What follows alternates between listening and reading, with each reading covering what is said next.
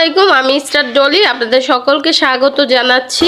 অলিকুলের শিরোমণি উপমহাদেশের প্রখ্যাত একজন দরবেশ, অলি এবং সর্বোপরি একজন মর্দে মুজাহিদ, যিনি এসেছিলেন বাতিলের বিরুদ্ধে লড়াই করতে এবং যিনি এই অঞ্চলে ইসলাম প্রচারে সবচেয়ে গুরুত্বপূর্ণ ভূমিকা পালন করেছেন এবং যার মাধ্যমে এই এলাকায় ইসলাম প্রচার হয়েছিল। কথা বলছিলাম অলিকুলের শিরোমণি হযরত শাহজালাল ইয়ামিনী রহমতুল্লাহ আলাইহি সম্পর্কে। তো আমরা এসেছি ওনার মাজারে এবং অ্যাকচুয়ালি এই জায়গাটিতেই উনি থাকতেন যখন উনি জীবিত ছিলেন এবং ওনার মৃত্যু বা ওফাতের পরে এই জায়গাতেই তাকে সমাহিত করা হয়। আমরা এই জায়গাটি ঘুরে দেখব এবং হযরত শাহজালাল ইয়ামিনী রহমতুল্লাহ আলাইহি সম্পর্কে আপনাদেরকে তথ্য দেওয়ার চেষ্টা করবো। আমাদের সাথেই থাকুন।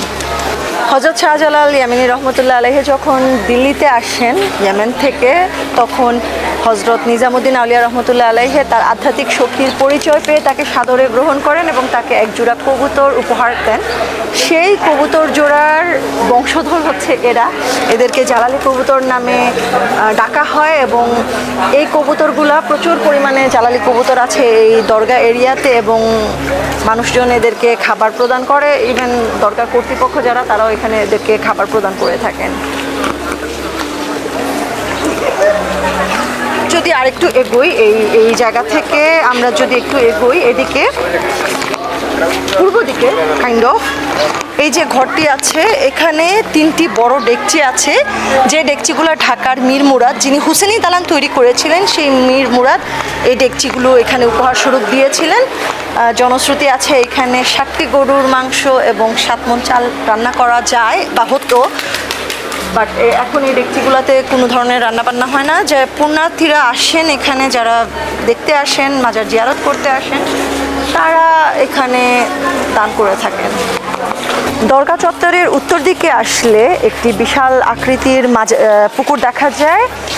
এই পুকুরে আছে শত শত গজার মাছ। 2003 সালের ডিসেম্বরে প্রবাবলি বিষ প্রয়োগে প্রায় 700-ও অধিক মাছ হত্যা করা হয়। পরবর্তীতে দরগা কর্তৃপক্ষ তাদেরকে পুঁতে ফেলে এখানে কোনো একটা গোরস্থানে।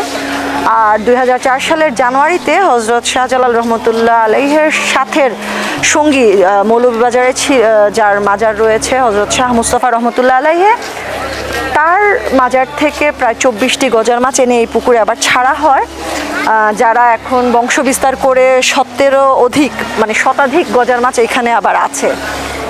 সো প্রতিদিন যারা দেখতে আসেন বাইরে থেকে, তারা এখানে এই গজার মাছগুলোকে খাবার দিয়ে থাকেন। আমি এখন দেখতে পাচ্ছি না, এখানে আশেপাশে ছোট ছোট মাছ বিক্রি হয় এই গজার মাছের খাদ্য হিসেবে, ওই কর্নারে প্রবাবলি আছে। So let's see if we can see. কিন্তু পানিটা আসলে ওরকম ক্লিয়ার না। ইফ ইউ ক্যান সি, পানি ওরকম ক্লিয়ার না, একটু এই যে মানুষ ব্রেড টেড ফেলায়, আসলে এই জায়গাটা একটু কাইন্ড অফ নোংরা করে রেখে দিছে। শাহজালাল ইয়ামিনী রহমতুল্লাহ যখন সিলেটে আসেন, যখন সিলেটে বসতি স্থাপন করেন ইসলাম প্রচারের উদ্দেশ্যে, তিনি এই স্থানেই থেকে যান। তখন তিনি সুপেয় পানির জন্য একটি কূপ খনন করার নির্দেশ দেন। এটাই সেই কূপ। পরবর্তীকালে এটাতে পাথর দিয়ে ডেকোরেশন করা হয়েছে। আর এখনও দুইটা উইকেন্সি, এই দুই দিক দিয়ে সম্ভবত পানি আসে, পাথর দিয়ে মনে হয় পানি আসার রাস্তা করে রাখা হয়েছে। সো এই কূপের পানি হযরত শাহজালাল রহমতুল্লাহ আলাইহি ব্যবহার করতেন। এই হলো হযরত শাহজালাল ইয়ামিনী রহমতুল্লাহ তরবারি, যেটা উনি গোবিন্দের সাথে যুদ্ধ করার জন্য নিয়ে এসেছিলেন সুদূর ইয়ামেন থেকে। ওনারা ইয়ামেন থেকে মোট 11 জন রওনা দিয়েছিলেন। দিল্লিতে আসতে আসতে ওনারা 360 জন আউলিয়া হয়েছিলেন। তন্মধ্যে আমাদের যে পূর্বপুরুষ, উনি বুরহানুদ্দিন কাত্তাল সিদ্দিকী রহমতুল্লাহ, উনি ছিলেন। ওনার তত্ত্বাবধানে এই তরবারি খড়মটা ছিল। উনি সবসময় এটা রক্ষণাবেক্ষণ করতেন। যখন শাহজালাল ইয়ামিনী রহমতুল্লাহ এটা ব্যবহার করতেন, তখন উনি ওনার হাতে এটা দিতেন। তো যাই হোক, সেই সুবাদে ওই ওনার কাছ থেকে পরবর্তীতে আমাদের পরিবারের বড় সন্তান হিসেবে স্টেপ বাই স্টেপ এটা চলে আসছে আমার কাছে। এই হলো ওনার পায়ের খড়ম, যেটা উনি সবসময় পায়ে ব্যবহার করতেন। তো এই পায়ের খড়মের এইখানে ছিল একটা খুঁটি, যেটাকে অনেক সময় অনেক জায়গায় বইলা বলে। এই বইলার মধ্যে পায়ের বৃদ্ধাঙ্গুলটিকে এইভাবে দিয়ে পড়তেন। এই হলো এই খড়ম জোড়া। হযরত শাহজালাল রহমতুল্লাহ আলাইহের জীবন কাহিনী নিয়ে কথা বলছি। হযরত শাহজালাল রহমতুল্লাহ আলাইহের রওজায় প্রাপ্ত লিপি সুহেল ইয়ামানি অনুসারে হযরত শাহজালাল রহমতুল্লাহ আলাইহের জন্ম হয়, যদি আমরা ইংরেজি সন বলি তাইলে 1271 সালে, আর যদি হিজরি বলি সেটা হচ্ছে 671 হিজরিতে। তার বাবা কুরাইশ বংশের একজন সম্মানিত ব্যক্তি ছিলেন এবং মা ছিলেন সৈয়দ বংশের একজন মহিয়সী নারী। কিন্তু দুঃখজনক হলেও সত্য যে হযরত শাহজালাল রহমতুল্লাহ আলাইহে 3 বছর বয়সেই তার মাকে হারান, আর যখন তার বয়স 5 তখন তিনি পিতৃহারা হন। পরবর্তীতে তার মামা সৈয়দ আহমেদ কবির উনাকে দত্তক নেন এবং তাকে কোরআন, হাদিস এবং যাবতীয় ইসলামিক রীতিনীতির সম্পর্কে শিক্ষা প্রদান করেন। পরবর্তীকালে সৈয়দ আহমেদ কবির হযরত শাহজালাল রহমতুল্লাহ আলাইহিকে মক্কায় নিয়ে যান। সেখানে তার একটি হুজরা বা আস্তানা ছিল, যেখানে তার অনেক শিষ্য বা ছাত্র ছিল। সেখানে অন্যদের সাথে হযরত শাহজালাল রহমতুল্লাহ আলাইহিও জ্ঞান আহরণে ব্যস্ত ছিলেন। তিনি তার মামার সাথে মক্কায় থাকাকালীন এক রাত্রে ভারতবর্ষে ধর্মপ্রচারের স্বপ্ন দেখেন। তার মামার কাছে এই স্বপ্নের কথা ব্যক্ত করলে তার মামা তাকে ভারতবর্ষে গিয়ে ইসলাম প্রচারের কথা বলেন এবং তার ঘর থেকে এক মুঠো মাটি এনে হযরত শাহজালাল রহমতুল্লাহ আলাইহিকে দিয়ে বলেন যে যেখানকার মাটির স্বাদ, গন্ধ এবং বর্ণ এই মাটির সাথে মিলবে সেখানেই যাতে তিনি আস্তানা গাড়েন এবং ইসলাম প্রচার করেন।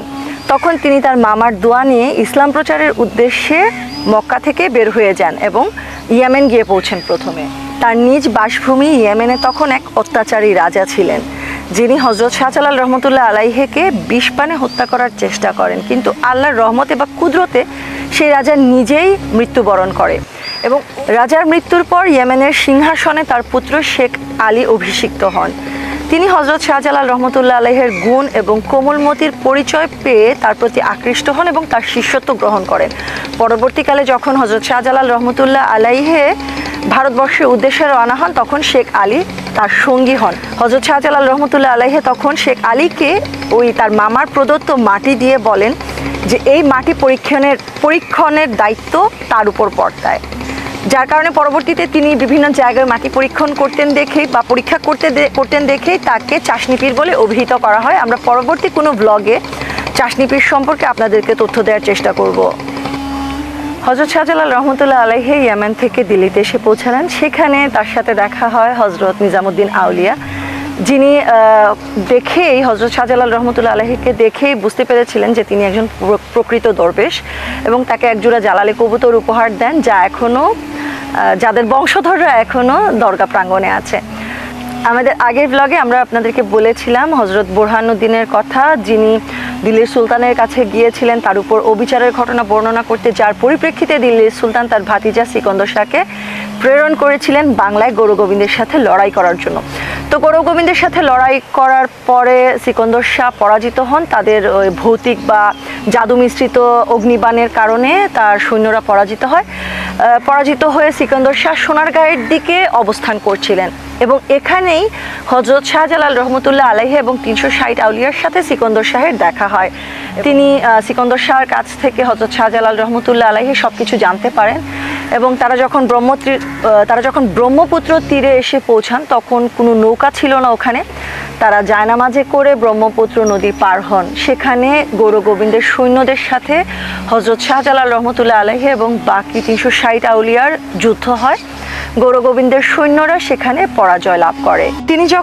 তারা যখন সিলেটের চৌকি পরগনায় পৌঁছালেন, তখন গৌরগোবিন্দের সৈন্যরা আবারও তাদের প্রতি অগ্নিবাণ নিক্ষেপ করতে লাগলো, কিন্তু হযরত শাহজালাল রহমতুল্লাহ আলাইহির অলৌকিক ক্ষমতায় তা প্রতিহত হয় এবং গৌরগোবিন্দের সৈন্যরা ফেরত যাওয়ার পরে গৌরগোবিন্দ ঘাবড়ে যান এবং এ অবস্থায় যখন হযরত শাহজালাল রহমতুল্লাহ আলাইহি বোরাক নদীর তীরে এসে পৌঁছালেন, এখানে এসেও কিন্তু তিনি পারাপারের কোনো ব্যবস্থা পাননি, কোনো নৌকা ছিল না। আবারও তিনি জায়নামাজ বিছিয়ে সঙ্গীদেরকে নিয়ে বরাক নদী পার হন। বরাক নদী পার হয়ে তিনি শহরের দক্ষিণ দিকে জালালপুর পরগনায় এসে পৌঁছান। এ সময় গৌরগোবিন্দ একটি বিশাল লোহার কামান হাতির উপর সওয়ার করে শাহজালাল রহমতুল্লাহ আলাইহির কাছে পাঠান। রাজার দূতরা জানায় যদি তিনি ধনুতে স্বর যোজনা করতে পারেন তাহলে গৌরগোবিন্দ তার জাদুটনা থেকে বিরত থাকবে এবং বিনা যুদ্ধে রাজ্যভার ছেড়ে দিবে।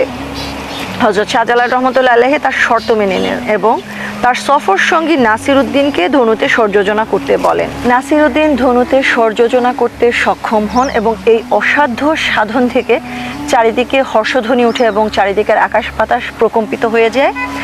এরপরে কামানটি গৌরগোবিন্দের দিকে এগিয়ে আসে। গৌরগোবিন্দ এই অবস্থা দেখে কাছাড়ের দিকে পলায়ন করার চেষ্টা করেন। তারপরে আর তার কোনো দেখা মিলেনি বা হদিস মিলেনি। হযরত শাহজালাল রহমতুল্লাহ আলাইহি এখানে রাজ্য জয় করে দেখেন যে তার মামা পীর সৈয়দ আহমেদ কবিরের দেয়া এক মুঠো মাটির সাথে সিলেটের মাটির অসম্ভব মিল রয়েছে। তিনি সিলেট শহরের দরগা মহল্লার একটি ছোট টিলায় তার আস্তানা গাড়েন। এখানে বসেই তিনি তার ইবাদত বন্দেগী করতে থাকেন আর তার সফর সঙ্গীদেরকে শহরের বিভিন্ন স্থানে পরগনায় ইসলাম প্রচারের জন্য পাঠিয়ে দেন। শুধু ইয়েমেনের রাজপুত্র হাজি ইউসুফ ও হাজি খলিল সহ আরও কয়েকজন খাদেমকে তিনি তার কাছাকাছি রাখেন বলে জানা যায়। এরপর থেকেই তিনি ইসলামের দাওয়াত দিতে লাগলেন এবং নিজের আস্তানাকে ধ্যান ও সাধনার এক অনুপম লীলাক্ষেত্রে পরিণত করেন। তিনি ছিলেন একজন কিংবদন্তি তুল্য। জাতি, ধর্ম, বর্ণ নির্বিশেষে সকল মানুষের আধ্যাত্মিক শক্তি জুগিয়েছেন তিনি। বাংলা ভাষায় লেখা সিলেট অঞ্চলের প্রথম আঞ্চলিক ইতিহাস গ্রন্থ শ্রীহট্ট দর্পণে লেখা আছে, হযরত শাহজালাল রহমতুল্লাহ আলাইহি যে টিলায় বসবাস করতেন মৃত্যুর পরে তাকে সেখানেই দাফন করা হয়।